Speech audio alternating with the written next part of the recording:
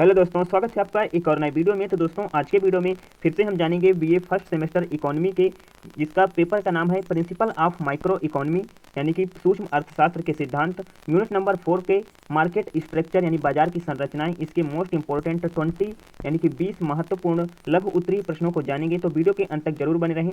आपके BA exam से related most important question होंगे जो कई बार पूछे गए हैं, उन सभी क्वेश्चन को जानेंगे। तो वीडियो के अंत तक जरूर बने रहें। और अगर आपने अभी तक हमारे YouTube channel one day exam point को सब्सक्राइब नहीं किया तो जरूर करें, ताकि ऐसे ही वीडियो आप तक पहुंचती रहे। तो चलिए वीडियो शुरू करते हैं।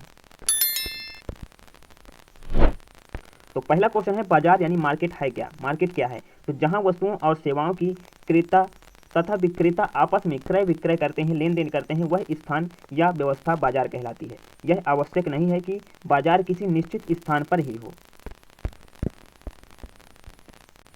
अगला क्वेश्चन है बाजार की प्रमुख श्रेणियां कौन सी हैं? तो पहली श्रेणी है पूर्ण प्रतियोगिता यानी परफेक्ट कंपटीशन होता है, एकाधिकार होता है यानी मोनोपोली होती है, एकाधिकारात्मक प्रतियोगिता होती है, अल्पाधिकार होता है। तो यह बाजार की प्रमुख श्रेणियां हैं।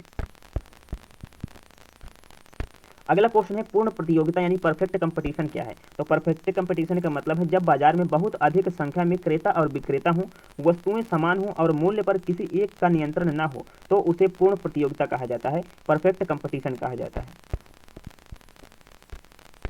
अगला क्वेश्चन है पूर्ण प्रतियोगिता की मुख्य विशेषताएं क्या हैं? तो पूर्ण प्रतियोगिता की मुख्य विशेषताएं हैं अनेकों क्रेता और विक्रेता, दूसरा समान उत्पाद यानी एक ही उत्पाद है, एक ही वस्तु है, मूल्य पर किसी का नियंत्रण नहीं होना, स्वतंत्र प्रवेश और निर्गमन, पूर्ण ज्ञान और गतिशीलता।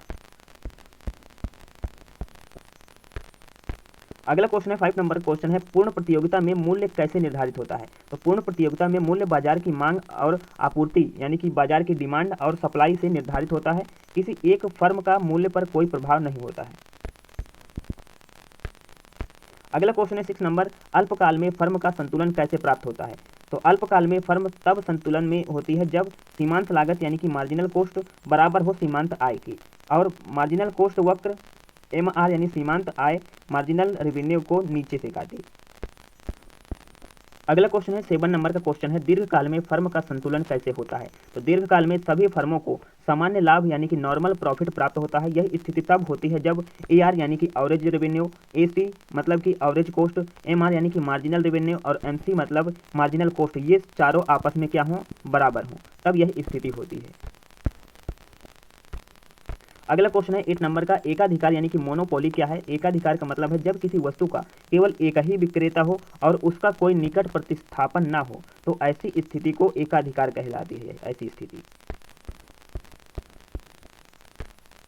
अगला क्वेश्चन है एकाधिकार के प्रमुख लक्षण बताइए। तो एकाधिकार के कुछ प्रमुख लक्षण हैं, जैसे कि पहला लक्षण है एक ही विक्रेता हो, वस्तु का कोई निकट विकल्प ना हो यानी कि वह एक ही वस्तु हो, प्रवेश पर रोक हो, मूल्य निर्धारण पर नियंत्रण हो यानी कि किसी एक लोगों का या एक व्यक्ति का नियंत्रण हो, पांचवा मांग वक्र नीचे की ओर झुका हुआ हो।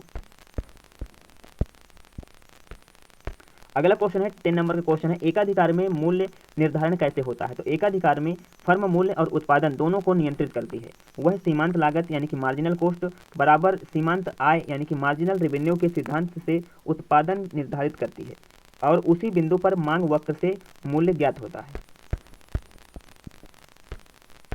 अगला क्वेश्चन है 11 नंबर का, एकाधिकारात्मक प्रतियोगिता यानी कि मोनोपोलिस्टिक कंपटीशन क्या है? तो जब बाजार में अनेक विक्रेता हों परंतु उत्पाद थोड़े बहुत भिन्न हों, अलग अलग हों, जैसे कि ब्रांड का अंतर हो, तो इसे एकाधिकारात्मक प्रतियोगिता कहते हैं। अगला क्वेश्चन है एकाधिकारात्मक प्रतियोगिता की विशेषताएं बताइए। तो जैसे पहली विशेषता है अनेक विक्रेता हों, उत्पादों में भिन्नता हो यानी प्रोडक्ट डिफरेंशिएशन हो, स्वतंत्र प्रवेश और निर्गमन हो, विज्ञापन का महत्व हो, मूल्य और विक्रय दोनों पर नियंत्रण हो।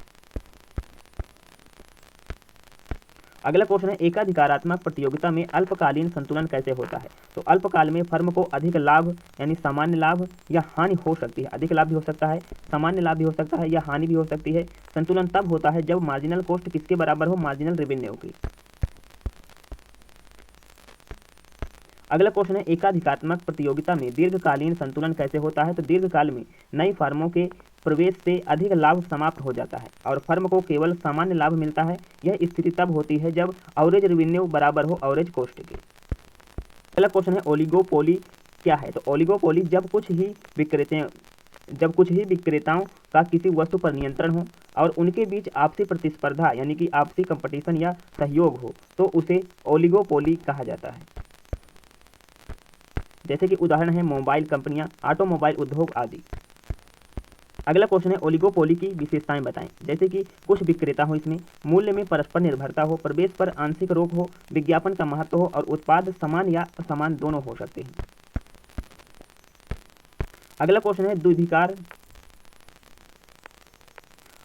है द्विधिकार यानी कि ड्यूपोली क्या है। तो जब किसी वस्तु के केवल दो विक्रेता होते हैं और वे बाजार पर नियंत्रण रखते हैं तो उसे द्विधिकार कहा जाता है, ड्यूपोली कहा जाता है। अगला क्वेश्चन है मूल्य भेदभाव यानी कि प्राइस डिस्क्रिमिनेशन क्या है। मूल्य भेदभाव यानी कि प्राइस डिस्क्रिमिनेशन क्या है, किसे कहते हैं। जब एक ही वस्तु को अलग अलग उपभोक्ताओं को अलग अलग मूल्य पर बेचा जाता है तो इसे मूल्य भेदभाव कहते हैं, प्राइस डिस्क्रिमिनेशन कहते हैं। यह एकाधिकार की स्थिति में संभव है। जैसे कि उदाहरण रेलवे टिकटों में भिन्न भिन्न वर्गों को अलग अलग मूल्य पर टिकटों को देना।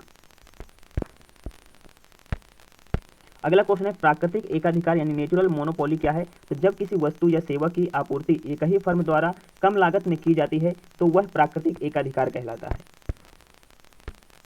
जैसे कि बिजली, जल आपूर्ति आदि। अगला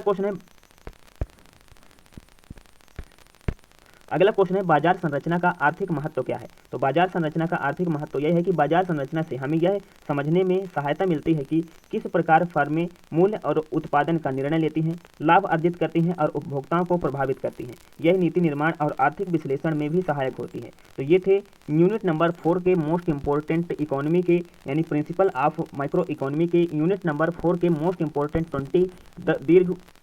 20 लघु उत्तरीय क्वेश्चन। तो वीडियो कैसी लगी कमेंट करके जरूर बताएं और अगर आपको यह वीडियो अच्छी लगी तो लाइक कर चैनल को सब्सक्राइब जरूर करें। धन्यवाद।